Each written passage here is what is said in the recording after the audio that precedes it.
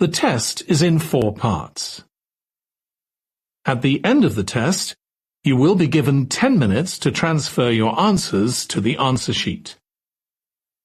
Now turn to Part 1.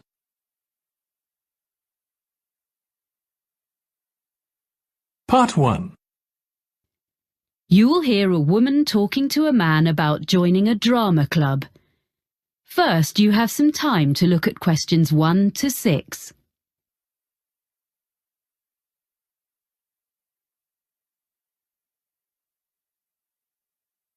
Listen carefully and answer questions 1 to 6. Hello, Robert Gladwell speaking. Oh, hi. My name's Chloe Martin. I was given your name and phone number by Ben Winters. I work with him, and he said you're a member of Midbury Drama Club. Yes, I am. Well, I've just moved to the area, and I'm keen to join a drama club. Great. Yes, I can give you some information. We're one of the oldest drama clubs in the area, as the club started in 1957. We now have about 60 members. Our youngest member is 10, and our oldest member is 78. Oh, I think I saw a picture in the newspaper the other day of some of your members being presented with a prize. Yes, the youth section did very well in a competition and won £100, which will help with their next production. Anyway, tell me a bit more about yourself. Well, I've done a bit of acting. I was in a couple of musicals when I was at university, and a historical play more recently. We mainly do comedy plays. We get good audiences for that kind of thing. We haven't attempted a musical yet, but we might do one soon. Oh, when do you usually meet? On Tuesdays. Well, presumably I'll need to do an audition. Yes, there were a few auditions last Tuesday, and we'll be doing more at our next meeting, which is in 2 weeks' time. That's on Tuesday the 12th of March. There'll be another opportunity 2 weeks after that, which will be on the 26th of March. Oh, well, I can come to your next meeting, and if I don't get an acting part in a play, I'd be happy to help with something else. I've designed publicity before. Great. We're very short of people who can do that, so that would be really good. There are a lot of people who like making scenery, so we get plenty of help with that, but we haven't got enough people to do the lights at the moment. So, if you think you can do that, or you have any friends who would like to, do bring them along. We can show you what to do if you haven't got any experience. I'll have to think about it.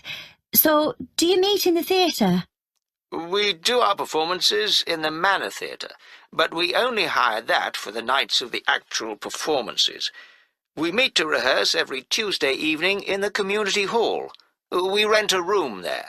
Oh, I'm not sure where that is. I'll be coming by car because I don't live in the town centre. It's in Ashburton Road. As you're coming towards the centre, down Regent Street, you need to turn left at the crossroads. Oh, I know.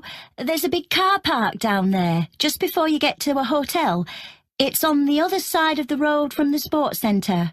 That's it. That's the closest place to leave your car, and you don't have to pay in the evening to park there. We meet at 7:30, and we usually finish by 9:30 or 10. OK. Before you hear the rest of the conversation, you have some time to look at questions 7 to 10.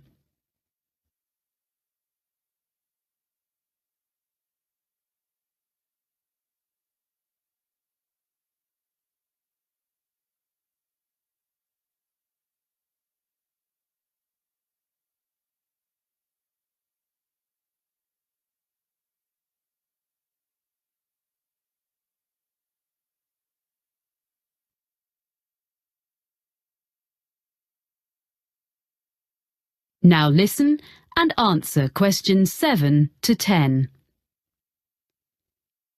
I haven't mentioned that we have to make a charge. Everyone pays a subscription of £180 to be a member for a year.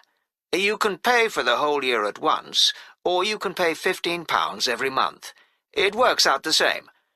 There are reductions for retired people and under 18s, but I don't think you come into either category. No, I'm 26. Oh, that fee covers all the costs, like photocopying of scripts and producing the posters, but it excludes the costumes for the performances. We ask people to pay for the hire of those themselves. It does mean they look after them properly, as they know they won't get their deposit back otherwise. Can I come along to the next meeting then? Of course. We'd love to see you. And if you want to know more about how we run the auditions or the next play we're doing, why don't you give our secretary a ring? She'll be really pleased to help you. Oh, what's her name? It's Sarah Sordicott. That's SAWDICOTT.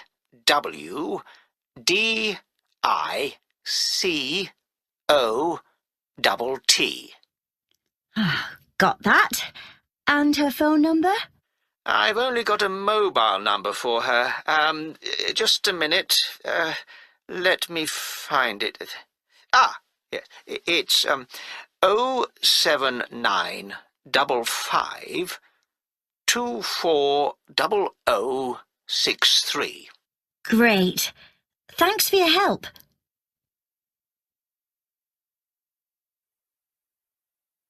That is the end of part 1. You now have 1 minute to check your answers to part 1.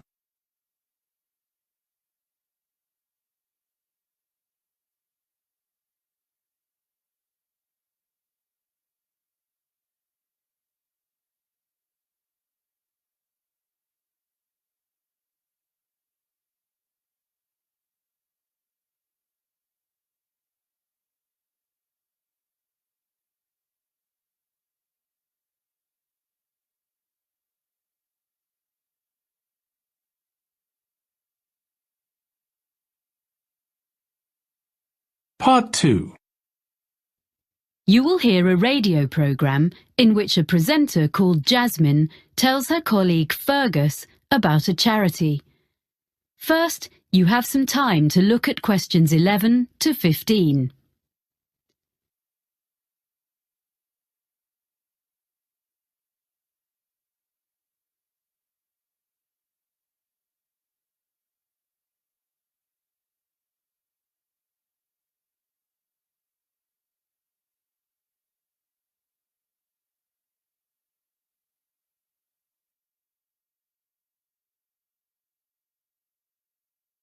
Now listen carefully and answer questions 11 to 15. And now here's Jasmine, who's come to tell us about this week's charity. Hi, Fergus. This week, I'm going to talk about forward thinking and their plans for the Colville Centre. So, in recent years, people have realised how useful the arts can be within healthcare.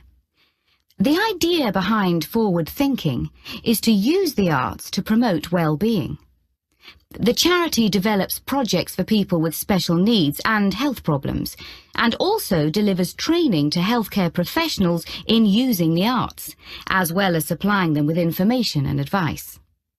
Forward thinking doesn't just run art and craft classes to distract people who are ill or recovering from illness, but arranges longer-term projects and courses, as it's been shown that the arts can bring all sorts of positive changes in patients, including benefits such as shortening the length of stay in hospital and reducing the amounts of medicine they need. I see. Forward thinking has experience of working with a broad range of people, from young adults with learning difficulties to older people in homes or daycare centres and people with physical disabilities. The organisation's been around since 1986, and it gradually expanded during the 1990s. Then, in the new millennium, it was decided to find a memorable name. So it's been operating as Forward Thinking for several years, in fact since 2005. It's quite a locally based charity, mainly for people in the southern part of this region, which includes all rural and urban communities outside the city of Clifton, which has its own organisation. There are, of course, some similar charities in other parts of the country, in London and so on. And what's the present fundraising in aid of? Yeah. Well, the charity needs funding in order to buy the Colville Centre. This is a former village school, which was built in 1868. It was modernised and refurbished by the present owners last year, so it's ideal for art classes and for small social events, performances, seminars and so on. Forward Thinking is fundraising to purchase the building so they can use it to continue running classes and so on for the general public, and eventually also for some of the people they help. Before you hear the rest of the talk, you have some time to look at questions 16 to 20.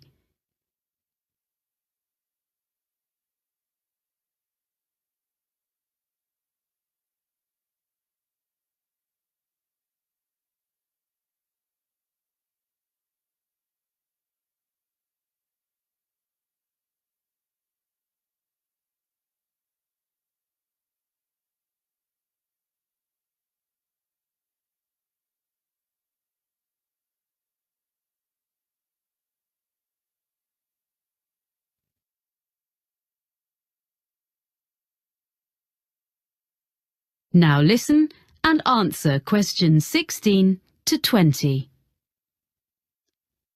Right. So, can you give us a few ideas about what classes people might do there?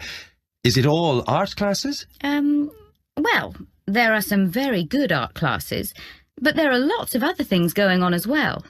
So, for example, there's Learn Salsa with Nina Bellina's team. They say that salsa is an easy dance to learn. It's also an excellent form of exercise, according to Nina. And that class is for both men and women, of course. It's ideal for beginners and what they call refreshers. That's £100 for 10 sessions. Then, another class is called Smooth Movers. It's with Kevin Bennett. And it's for you if you don't have the same energy levels as you used to when you were a teenager. It's a gentle exercise class, geared to the needs of whoever is in the group in a particular session. And Kevin is qualified to teach classes to people getting over injuries and so on, and balance training. That's £60 for 10 sessions. Then there's a day called Art of the Forest with Jamie Graham, where you discover Upper Wood, a short walk from the Colville Centre, and learn how to design in 3D with natural materials. It's an unusual and exciting way to be creative. Jamie is an artist with a background also as a country park ranger. Oh. For this day, youngsters must be accompanied by a parent or guardian, and the costs are adults £40, under 14s £10. But it's best value at £80 for a family of 4. The next one is The Money Maze, and this is a series of talks by Peter O'Reilly, an independent financial advisor. He gives advice on family finances, things like everything parents need to know about managing the costs of bringing up children, sending them to university, and actually also about care for elderly relatives. It's £10 per talk, which will all go to support forward thinking. And as a final example of what's on offer, there's Make a Play. That's for 8 to 14s. And this activity is such a hit that it usually sells out within days of being announced. Basically, what you do is write, rehearse, and perform a play in just 2 days. And it doesn't require any previous experience. I gather there's lots of fun and silliness along the way. And the best bit, perhaps, is that there's a performance for family and friends at the end. It's just £50 for 2 days. Pretty good range of activities, I think. And all raising money for a good cause. Yes.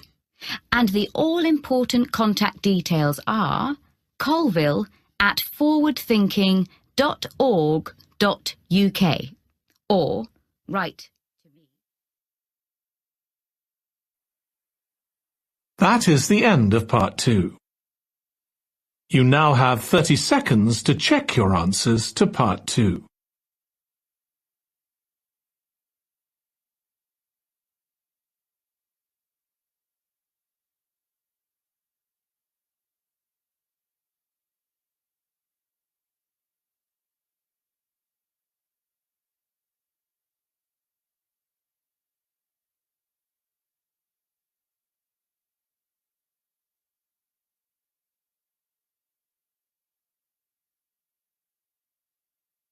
Part 3.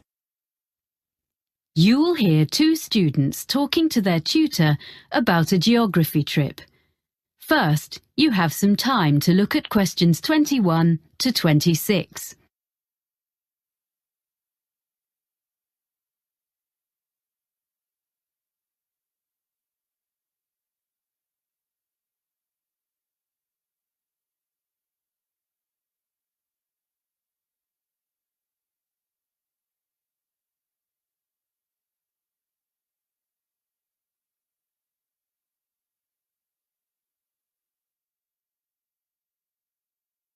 Now listen carefully and answer questions 21 to 26.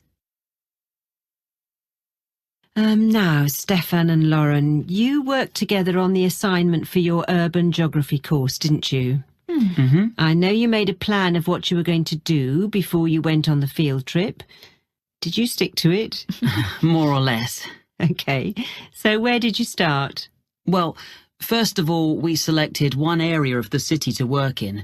We decided on the centre. And we looked in detail at how it has been developed by doing a survey. Yeah, we did that by walking round and dividing the area into different categories, such as residential, commercial and industrial, so we could record land use. We're going to find some maps from 50 years ago and from 100 years ago so we can look at what has changed. Good. So that gives you a foundation. Then what did you do? I was interested in looking at how polluted the city was. I thought that was too general a topic and would be difficult to check. But Stefan persuaded me, and actually it was quite interesting because before we started, we assumed that a lot of the pollution problems would be caused by industry. In fact, most of the industrial development has been on the outskirts. And most pollution is caused by the traffic which passes through the city centre every day. Right. There are 5 major road junctions around the edge of the city, so we set up equipment to check the air quality on each of those 3 times on one day.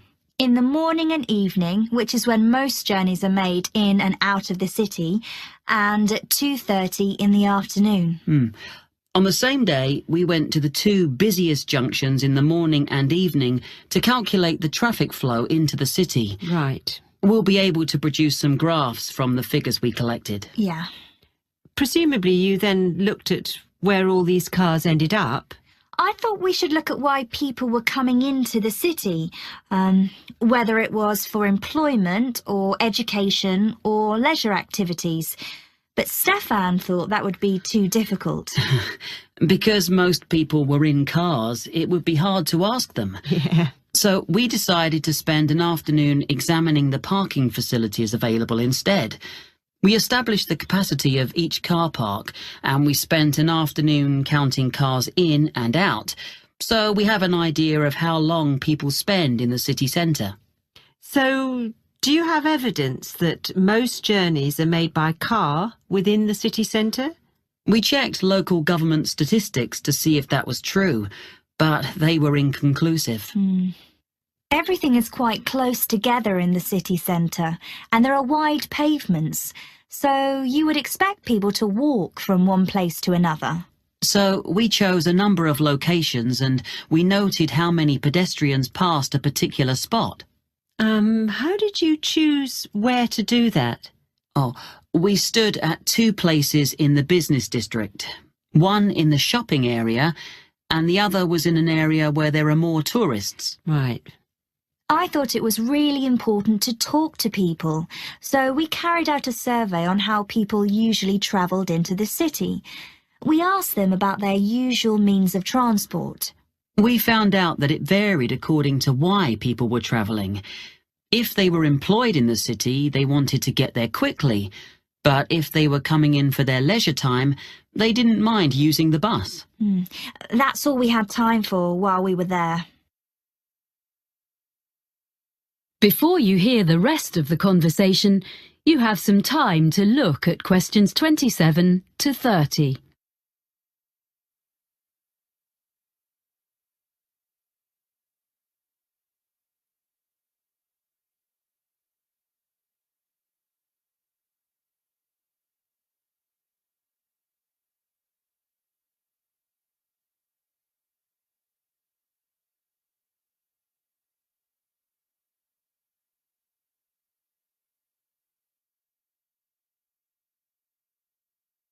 Now listen and answer questions 27 to 30.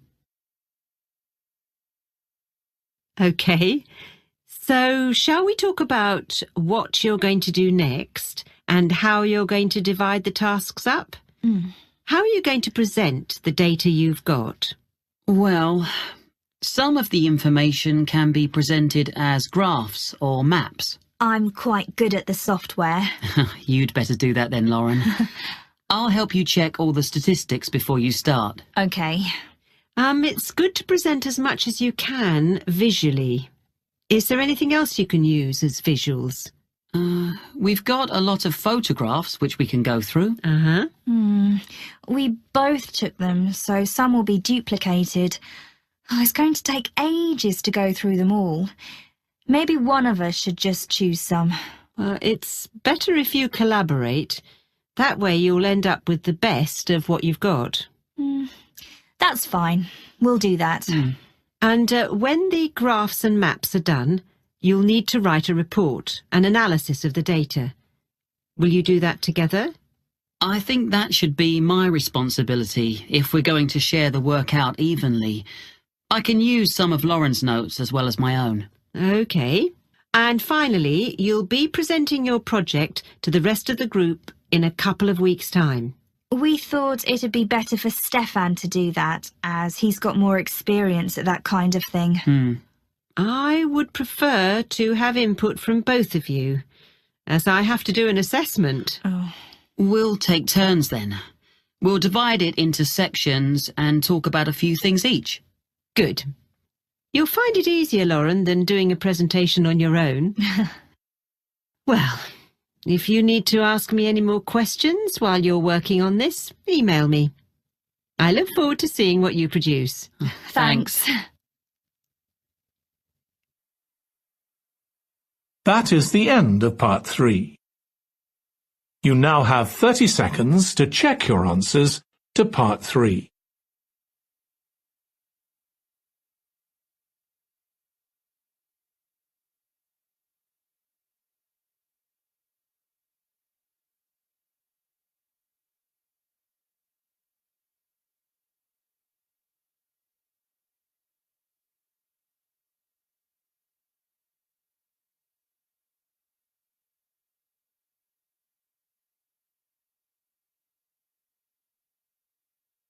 Part 4. You will hear a lecturer giving the beginning of a talk on the history of British pottery. First, you have some time to look at questions 31 to 40.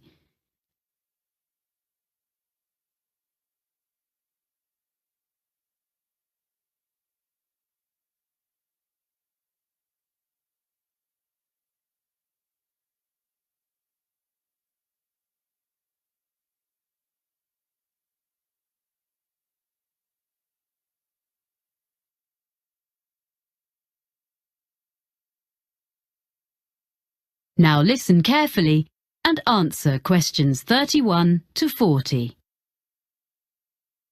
Thank you for coming to this series of talks. Before I talk in detail about the experiments and innovations of the British ceramicists, I'd like to give you a summary of the social and manufacturing background in which they lived and worked. So, we're talking about England, or more specifically, the region known as the Midlands, and we need to go back mainly to the 18th century and briefly even earlier to put it in a global context. Now, at that period, the majority of the population, whatever their station in life, as you might say, were dependent for their living, in one way or another, not on the geographical location of where they lived, but on the physical characteristics of the actual land they lived on. This is true whether we're talking about the aristocracy, the owners of great estates who incidentally had no snobbery about the concept of making money from all the reserves of coal or timber or stone on their rolling acres, or the farmers making a fat living from the rich soils. And besides these groups, and the less affluent ones, the deposits of iron ore and lead, the limestone and flint, and the brown and yellow clays also sustained the numerous industries in the area. It's important to recognise that it was already an industrial region and had been so for centuries. There were many Midland trades, some of them indigenous, some of them not. For example, there were immigrants from France who came as early as the late 16th century, and they were producers of glass. A century later, there is plenty of evidence that the variety of trades was enormous.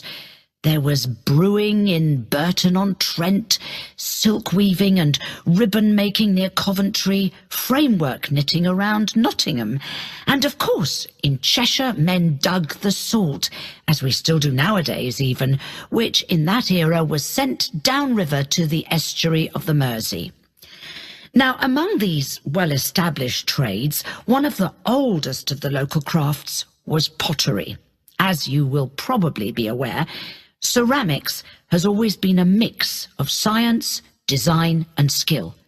And a good potter is, in a sense, an experimental chemist, trying out new mixes and glazes and needing to be alert to the impact of changes of temperature on different types of clay. For 200 years, up to the time we are concerned with, potters had been making butter pots and pitchers and patterned plates, using the clay which was plentiful in the area where they lived, in a handful of North Staffordshire villages dotted along the low hills.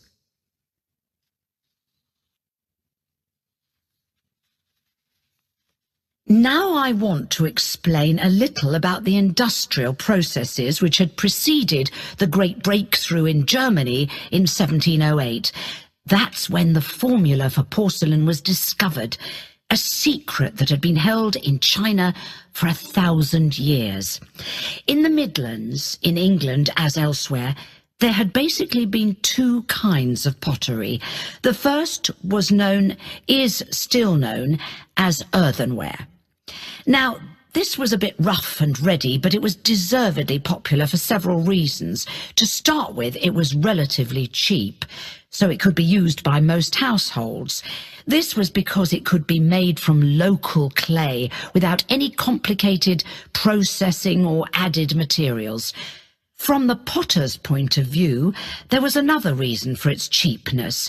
This was that it could be fired in simple ovens or kilns, and at relatively low temperatures, so he didn't have to spend so much money on fuel to achieve the necessary heat.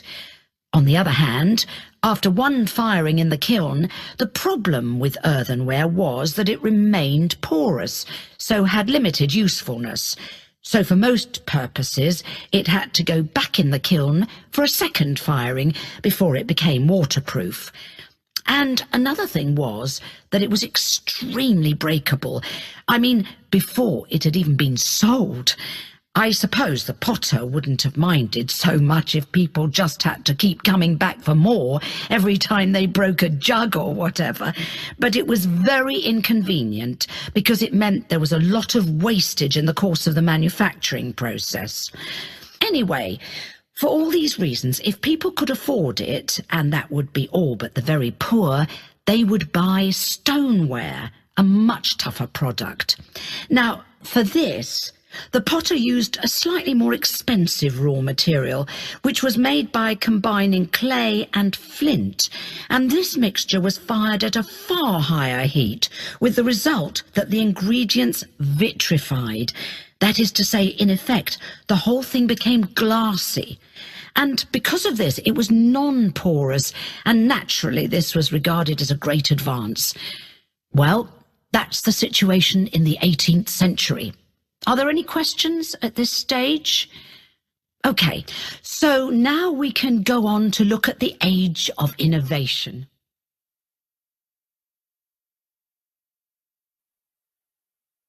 That is the end of part 4. You now have 1 minute to check your answers to part 4.